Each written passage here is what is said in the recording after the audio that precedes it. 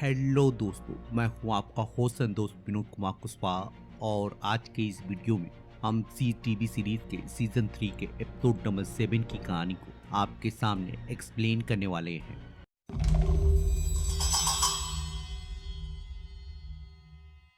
तो इस एपिसोड की कहानी की शुरुआत बमों को तैयार करने से शुरू होती है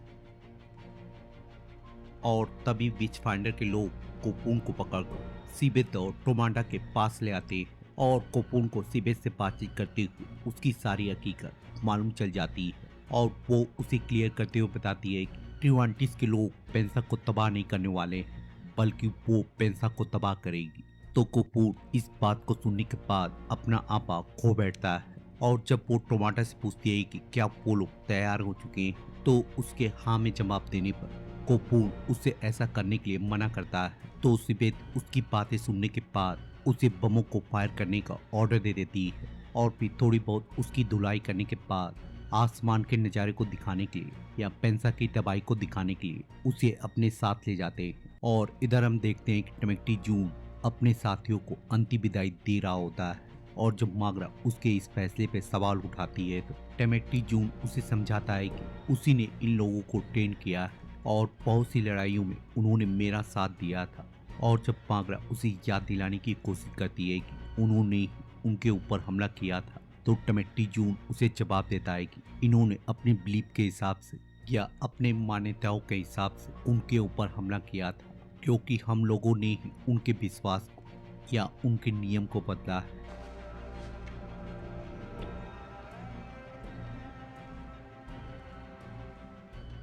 और जब दोनों पेंसा पहुंचकर विच फाइंडर आर्मी के बारे में बातचीत करते हुए जा रहे होते हैं, तो दूसरी तरफ टोमाटा के सैनिक और सिबेत की विच फाइंडर आर्मी बमों को तैयार कर रही होती है और पापा बॉस भी अपने गुट के साथ पेंसा पहुंच जाता है।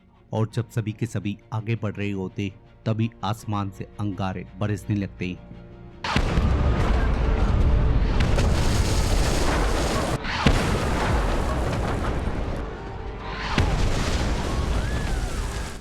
और इधर सिबेत और कोपून भी उस तबाही के मंजर को दूर से देख रहे होते हैं। और इधर जब मागरा को होश आता है तो वो उल्फे को बचाने के लिए या अपने पोते को बचाने के लिए महल की तरफ भागने लगती है।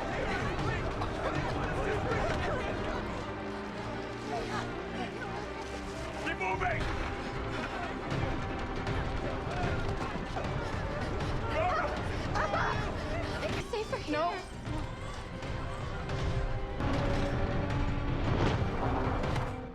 और जैसे ही अपने पोते को लेकर नीचे आ रही होती, उसके महल पर एक बम का गोला गिर जाता है। No! No!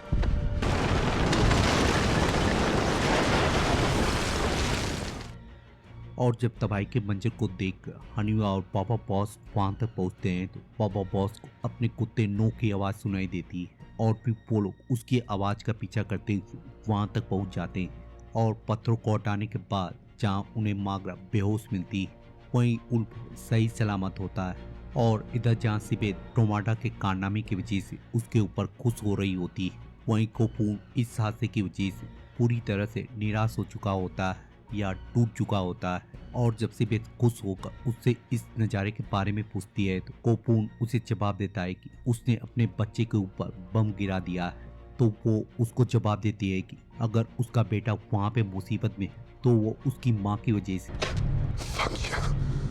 और फिर उसके रिएक्शन की वजह से उसे अपने टेंट में भेज देती है। और जब टोमाटा फिर से बमों को फायर करने का ऑर्डर दे रहा होता है, तो सिबेत उसे रोकते हुए बताती है कि वो अपने बहन को सोचने का मौका देना चाहती है। तो टोमाटा जब उसके फैसले पे सवाल उठाता है, तो सिबेत उसे जवाब देती है कि वो अपनी बहन को बहुत ही अच्छी तरह से जानती है और वो बहुत ही जल्द अपने बमों को फेंक सकेगा। लेकिन हम टोमाटा के रिएक्शन से समझ जाते हैं कि उसे यह फैसला बिल्कुल पसंद नहीं आया है। और इधर सिबेत अपने टेंट में पहुंचकर कोपून से बातचीत करने लग जाती है और उसे बातचीत करते हुए बताती है कि उसकी कभी ना हार मानने की वजह से वो उससे प्यार करती है। तो कोपून अपनी चाल चलते जब इसी प्यार के बदले में उसे छोड़ने को बोलता है, तो सिबेत उसकी बातों पे हंसने के बाद और उसके करीब जाकर उसे किस कर लेती है।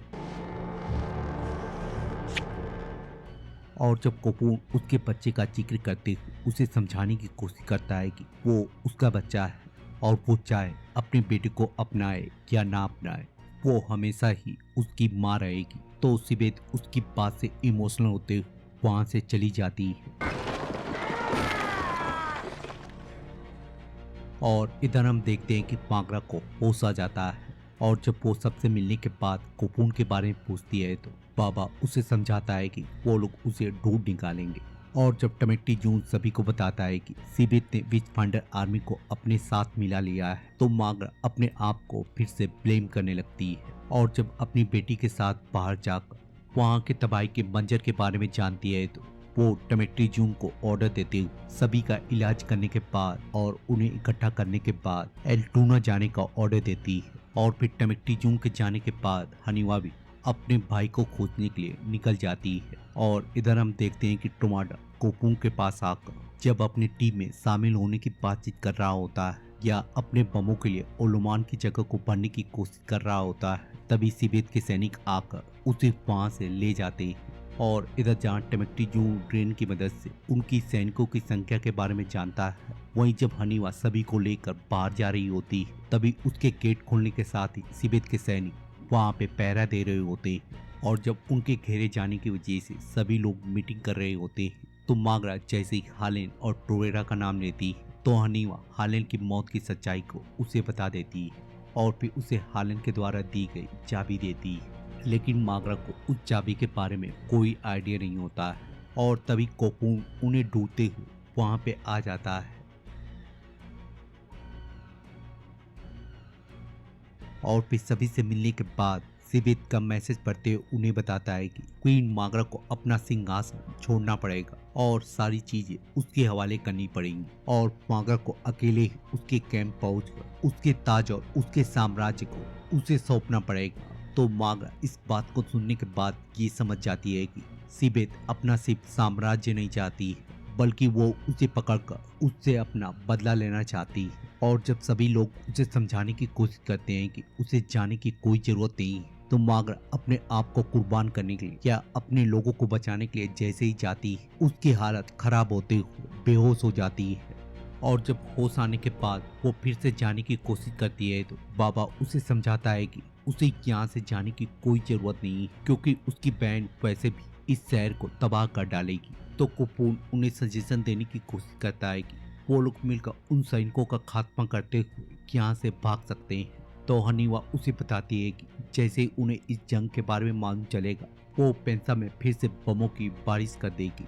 और फिर मागरा चाबी को छूते हुए उस चीज को ढूंढने की कोशिश करती है जिसे हालेन ने उसे बताने की कोशिश की है। और फिर थोड़ी बहुत कोशिश करने के बाद उन्हें वो बॉक्स मिल जाता है जिस मकसद के लिए हालेन ने हनीवा को चाबी दी थी। और जब हनीवा उस बॉक्स को खोलती है तो उन्हें एक साउंड स्टिक और एक मैप मिलता है। और जब मागरा उस मैप को चेक करती है तो वो लोग इस मैप को फॉलो करते हुए इस शहर से बाहर निकल सकते हैं। और फिर हनीवा उस मैप को लेकर उस रास्ते को ढूंढने के लिए चली जाती है। और इधर जब टोमाडा सिबेत के पास पहुंचकर और कोपून के भेजने की वजह से उसके फैसले पे सवाल उठाने लगता है तो सिबेत उसे समझाती है कि उसने लाशों पे हुकूमत करने के लिए उसका साथ नहीं दिया है।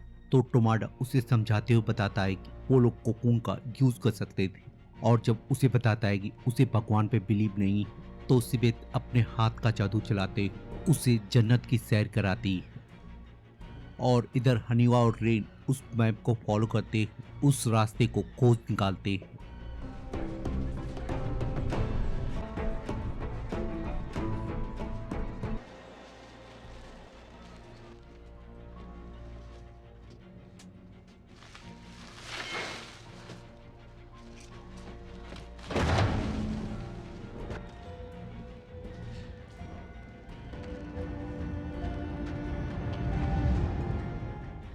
और फिर शहर के लोगों को इकट्ठा करते उन सभी लोगों को उसके अंदर ले जाने लगते हैं।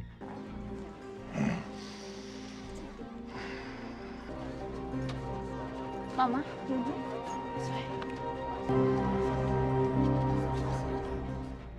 और जब एक लड़की टनल के अंदर जाने से घबराने लगती है तो मागरा अपनी साउंड स्टिक देते और उसे समझाने के बाद उसे फॉलो करने को बोलती है।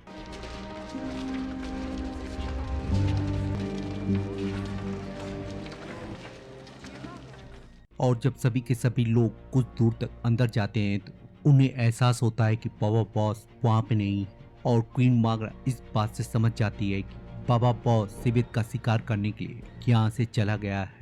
और हम दूसरी तरफ देखते हैं कि बाबा बॉस अपनी पूरी तैयारी करने के बाद अपने डॉग नो को लेते हुए पेंसा के गेट तक पहुंच जाता है। और जब अपने डॉग को गुड बाय करके बाहर निकलता है तो उसका दोस्त रेंजर उसका इंतजार कर रहा होता है। और फिर दोनों एक दूसरे से बातचीत करने के बाद सिबित का शिकार करने के लिए निकल जाते हैं। और उनके इस डिसीजन के साथ ये एपिसोड यहीं पे खत्म हो जाता है। तो मिलते हैं किसी और वीडियो में किसी और टीवी सीरीज को एक्सप्लेन करते हुए। तब तक के लिए शुक्रिया।